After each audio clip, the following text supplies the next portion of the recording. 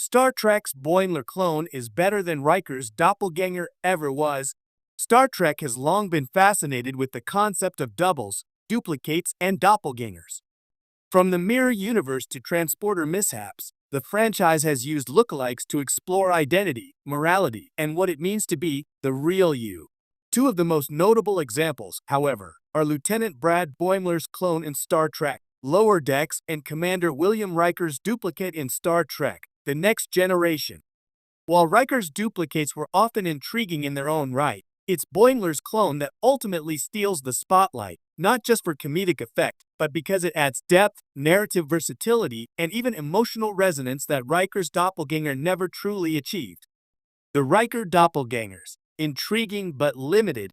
Commander Riker, the iconic first officer of the Enterprise D, has faced a number of duplicates over the years. Perhaps the most famous example is Thomas Riker, born from a transporter accident in the episode Second Chances. Thomas was literally a split version of William Riker, existing in parallel to the original for 8 years before rejoining the Star Trek universe. On paper, this was a perfect setup. One Riker with 8 extra years of experiences, potentially divergent personality traits, and a chance to explore what makes Riker, well, Riker. In execution, however, Thomas Riker never quite hit the dramatic heights that the concept promised. He was, in essence, a mirror of William, with only minor differences that primarily served plot convenience. Thomas was written largely as a supporting character, a tool for exploring romantic subplots and ethical dilemmas around identity. While conceptually rich, his presence often felt secondary, tethered to the original Riker rather than developing a fully independent narrative identity.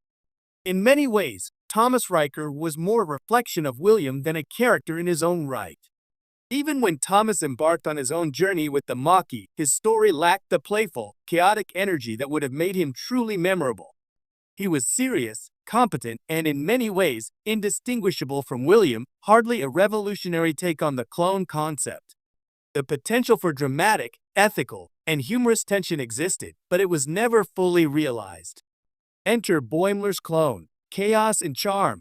Contrast that with Lieutenant Brad Boimler in Star Trek, Lower Decks.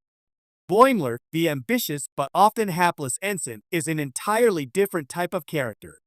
His personality is defined by overeagerness, awkwardness, and a desperate desire to climb the ranks.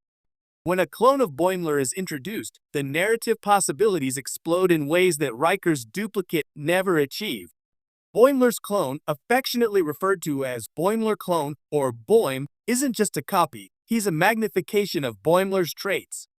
Every insecurity, every overenthusiastic gesture, every socially awkward misstep is dialed up, creating a character who is at once familiar and entirely new. Unlike Thomas Riker, Boimler clone doesn't exist to reflect or complement the original.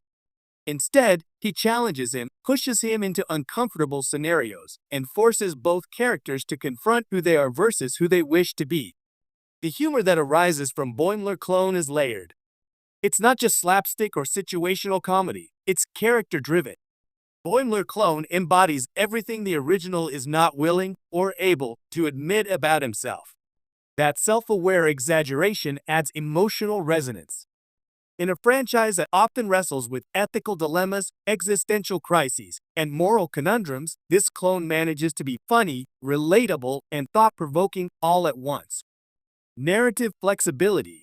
One of the reasons Boimler's clone works better than Riker's doppelganger is narrative flexibility. Lower Decks is a comedy, and as such, it can take bigger risks with a clone storyline.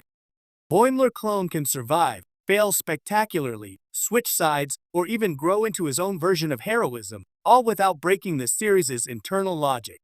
His clone identity is inherently malleable, serving multiple story purposes: comedic relief, tension creator, and character development tool. Riker's duplicate, by contrast, was constrained by the serious, drama-focused tone of The Next Generation. Any deviation from the expected competency of the first officer risked undermining the credibility of the series.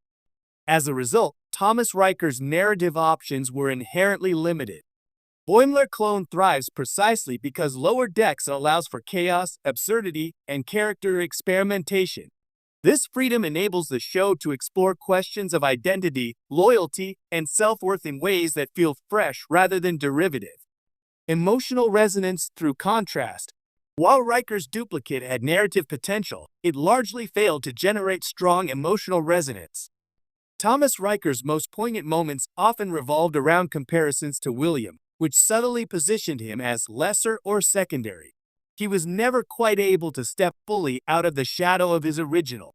Boimler clone, on the other hand, benefits from being a foil rather than a shadow. The emotional beats between Boimler and his clone are heightened because they are so inherently different in execution, even if genetically identical. When Boimler is forced to confront his clone's hyperbolic traits, the audience gets insight into Boimler's insecurities, ambitions, and moral compass. The humor becomes a lens through which we understand the human or humanoid experience of identity. Furthermore, Boimler clone allows for genuine camaraderie and conflict. The characters can argue, compete, and even collaborate in ways that feel natural and earned. Each interaction builds a unique dynamic, something Thomas Riker could never fully achieve because he was written as a more passive reflection. Boimler clone isn't just a narrative device. He's a catalyst for both comedy and character growth. The cultural and meta-commentary.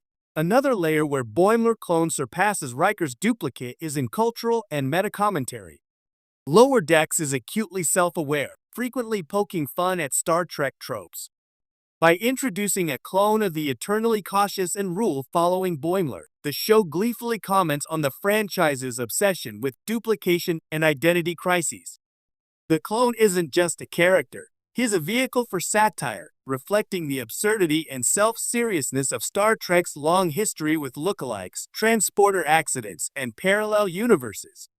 Riker's duplicates, conversely, were too earnest to serve as satire. Thomas Riker existed within the traditional Star Trek narrative framework, and while the episode explored ethical questions, it didn't have the freedom to be genuinely playful. Boimler clone embodies the evolution of the franchise, one that can honor its legacy while simultaneously poking fun at itself. The verdict: Boimler clone wins. When comparing Boimler's clone to Riker's doppelganger, the distinction is clear. While Riker's duplicates offered narrative potential and dramatic intrigue, they were ultimately constrained by tone, context, and the need to protect the original character's gravitas. Boimler's clone, on the other hand, thrives in a narrative ecosystem designed to explore, exaggerate, and subvert character traits for maximum storytelling impact. Boimler clone is more than a humorous sidekick or a carbon copy. He's a narrative powerhouse. He allows the show to explore identity in a way that is funny, poignant, and versatile. He pushes the